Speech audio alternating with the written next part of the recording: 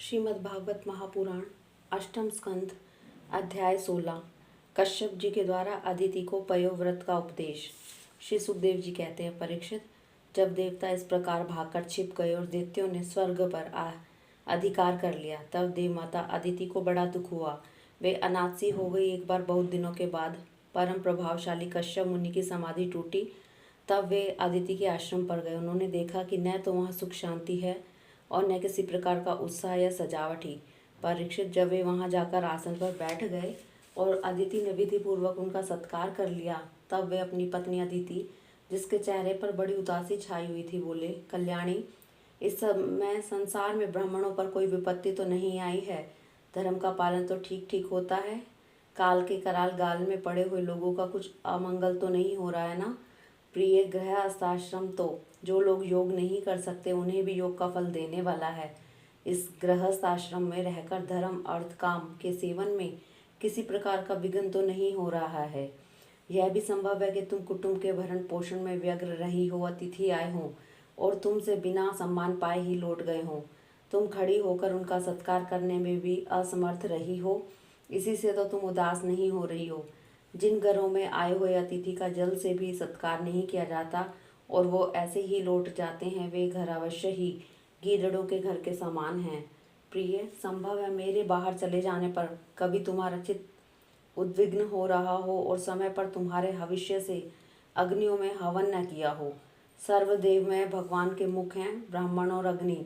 गृहस्थ पुरुष यदि इन दोनों की पूजा करता है तो उसे 3 लोकों की प्राप्ति होती है, जो समस्त कामनाओं को पूर्ण करने वाले हैं। प्रिय, तुम तो सर्वदा प्रसन्न रहती हो, परंतु तुम्हारे बहुत से लक्षणों में दिख रहा है कि इस समय तुम्हारा चित्त अस्वस्थ है। तुम्हारे सब लड़के तो कुशल मंगल से हैं ना?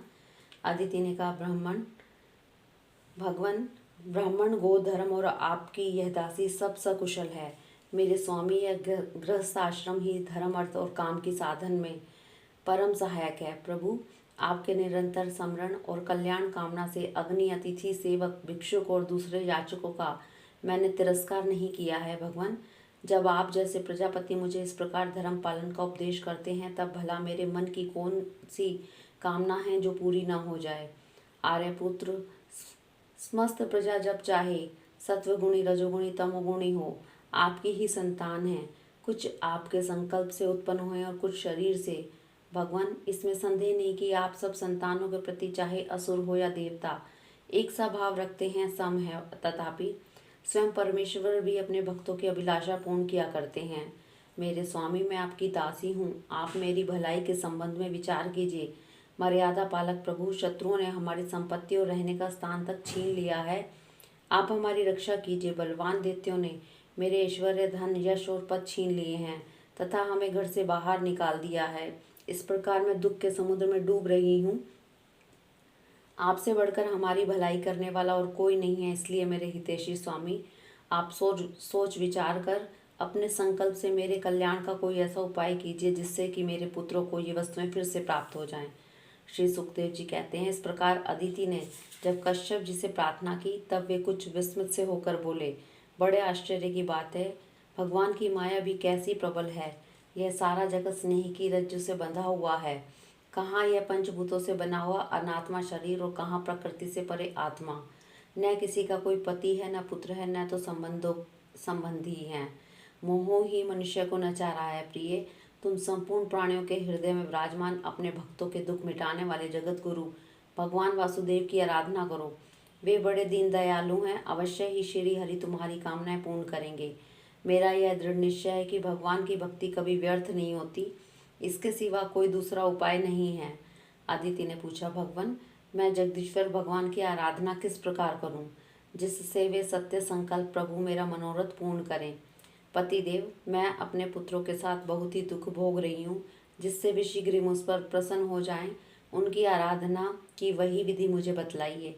कश्यप जी ने कहा, देवी, जब मुझे संतान की कामना हुई थी, तब मैंने भगवान ब्रह्मा जी से यही बात पूछी थी। उन्होंने मुझे भगवान को प्रसन्न करने वाले जिस व्रत का उपदेश किया था, वही मैं तुम्हें बतलाता हूँ। फागुन के शुक्ल पक्ष में 12 दिन तक केवल दूध पीकर रहे और परम भक्ति से भगवान कमल नयन की पूजा करें। अमावस्या के दिन यदि मिल सके तो सूअर की खोदी हुई मिट्टी से अपना शरीर मलकर नदी में स्नान करें। उस समय यह मंत्र पढ़ना चाहिए। हे देवी, प्राणियों को स्थान देने की इच्छा से वरा भगवान ने रसासल से तुम्हारा उद्धार किया है। तुम्हें मेरा नमस्कार है। तुम मेरे पापों को नष्ट कर दो। इसके बाद अपने नित्य और नैमित्तिक नियमों को पूरा करके एकाग्रचित से मूर्ति द्विवेदी सूर्य, जल, अग्नि और गुरुदेव के रूप में भगवान की पूजा करें और इस प्रकार स्तुति करें। प्रभु, आप सर्वशक्तिमान हैं, अंतर्यामी और आराधनीय हैं। समस्त प्राणी आप में और आप समस्त प्राणियों में निवास करते हैं। इसी से आपको वासुदेव कहते हैं। आप समस्त चराचर जगत और उसके कारण के भी साक्षी हैं। भगवान, मेरा आपको नमस्कार है। आप अव्यक्त और सूक्ष्म हैं। प्रकृति और पुरुष के रूप में भी आप स्थित हैं। आप 24 गुणों के जानने वाले और गुणों की संख्या करने वाले सांख्य शास्त्र के प्रवर्तक हैं। आपको मेरा नमस्कार है। आप वह यज्ञ हैं जिसके प्रायणीय और उदयनीय ये 2 कर्म सिर हैं। प्रातः, मध्य और साय ये 3 सवन ही 3 पाद हैं। चारों वेद 4 सींग हैं। गायत्री आदि 7 छंद ही 7 हाथ हैं। यह धर्म में वृषभ रूप यज्ञ वेदों के द्वारा प्रतिपादित है और इसकी आत्मा स्वयं आप हैं। आपको मेरा नमस्कार है। आप ही लोक कल्याणकारी शिव और आप ही प्रलयकारी रुद्र हैं। समस्त शक्तियों को धारण करने वाले भी आप ही हैं। आपको मेरा बार बार नमस्कार है। आप समस्त विद्याओं के अधिपति एवं भूतों के स्वामी हैं। आपको मेरा नमस्कार है। आप ही सबके प्राण और आप ही इस जगत के स्वरूप भी हैं। आप योग्य के कारण तो हैं ही, स्वयं योग और उससे मिलने वाला ऐश्वर्य भी आप ही हैं। हे हिरण्यगर्भ, आपके लिए मेरा नमस्कार है। आप ही आदिदेव हैं, सबके साक्षी हैं। आप ही नर नारायण ऋषि के रूप में प्रकट स्वयं भगवान हैं। आपको मेरा नमस्कार है। आपका शरीर मरकत मणि के समान सांवला है। समस्त संपत्ति और सौंदर्य की देवी लक्ष्मी आपकी सेविका हैं। पीताम्बरधारी केशव, आपको मेरे बार बार नमस्कार है। आप सब प्रकार के वर देने वाले वरदेनों में श्रेष्ठ हैं तथा जीवों के एकमात्र वर्णीय हैं। यही कारण है कि धीर विवेकी पुरुष अपने कल्याण के लिए आपके चरणों की रज की उपासना करते हैं। जिनके चरण कमलों की सुगंध प्राप्त करने की लालसा से समस्त देवता और स्वयं लक्ष्मी जी भी सेवा में लगी रहती हैं, वे भगवान मुझ पर प्रसन्न हों। प्रिय, फिर भगवान ऋषिकेश का आह्वान पहले ही कर लें। फिर इन मंत्रों के द्वारा पाद आचमन आदि के साथ श्रद्धा पूर्वक मन लगाकर पूजा करें। गंध माला आदि से पूजा करके भगवान को दूध से स्नान करावें। उसके बाद वस्त्र, यज्ञोपीत, आभूषण, पाद आचमन, गंध, धूप आदि के द्वारा द्वाक्षर मंत्र से भगवान की पूजा करें। यदि सामर्थ्य हो तो दूध में पकाए हुए तथा घी और गुड़ मिले हुए शाली के चावल का नैवेद्य लगावें और उसी का द्वादशाक्षर मंत्र से हवन करें।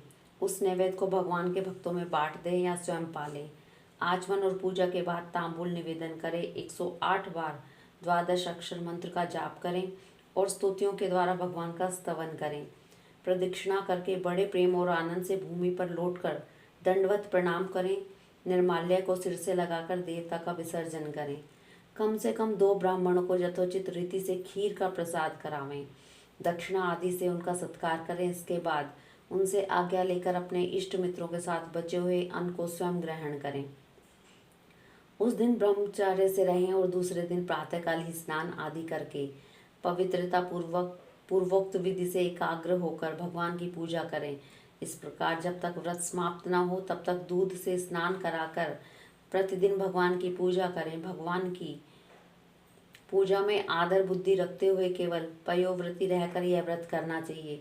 पूर्ववत प्रतिदिन हवन और ब्राह्मण भोजन भी कराना चाहिए। इस प्रकार पयोव्रती रहकर 12 दिनों तक प्रतिदिन भगवान की आराधना, होम और पूजा करें तथा ब्राह्मण भोजन कराता रहे। फागुन शुक्ल प्रतिपदा से लेकर त्रयोदशी पर्यंत ब्रह्मचार्य से रहें। पृथ्वी पर शयन करें और तीनों समय स्नान करें। झूठ न बोलें, पापियों से बात न करें, पाप की बात न करें। छोटे बड़े सब प्रकार के भोगों का त्याग कर दें। किसी भी प्राणी को किसी प्रकार से कष्ट न पहुंचावें। भगवान की आराधना में ही लगे रहें।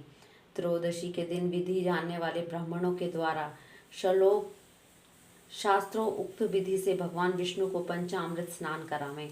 उस दिन धन का संकोच छोड़कर भगवान की बहुत बड़ी पूजा करनी चाहिए और दूध में चरु पकाकर विष्णु भगवान को अर्पित करना चाहिए।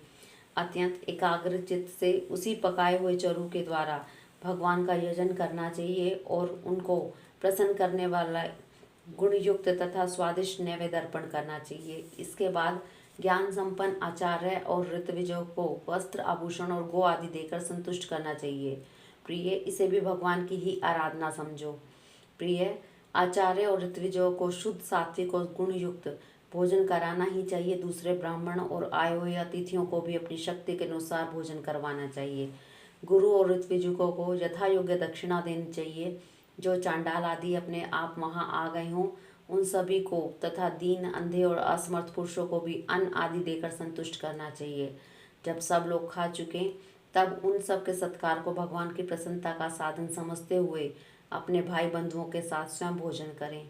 प्रतिपदा से लेकर त्रयोदशी तक प्रतिदिन नाच गान बाजे गाजे स्तुति स्वस्ति वाचन और भगवत कथाओं से भगवान की पूजा करें और करावें। प्रिय, यह भगवान की श्रेष्ठ आराधना है। इसका नाम है पयोव्रत। ब्रह्मा जी ने मुझे जैसा बताया था वैसा ही मैंने तुम्हें बता दिया। देवी, तुम भाग्यवती हो।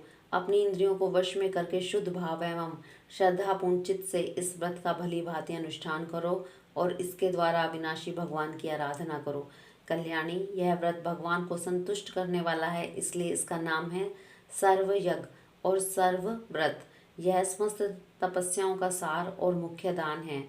जिनसे भगवान प्रसन्न हो वे ही सच्चे नियम हैं, वे ही उत्तम यम हैं, वे ही वास्तव में तपस्या, दान, व्रत और यज्ञ हैं। इसलिए देवी, संयम और श्रद्धा से तुम इस व्रत का अनुष्ठान करो। भगवान शीघ्र ही तुम पर प्रसन्न होंगे और तुम्हारी अभिलाषा पूर्ण करेंगे।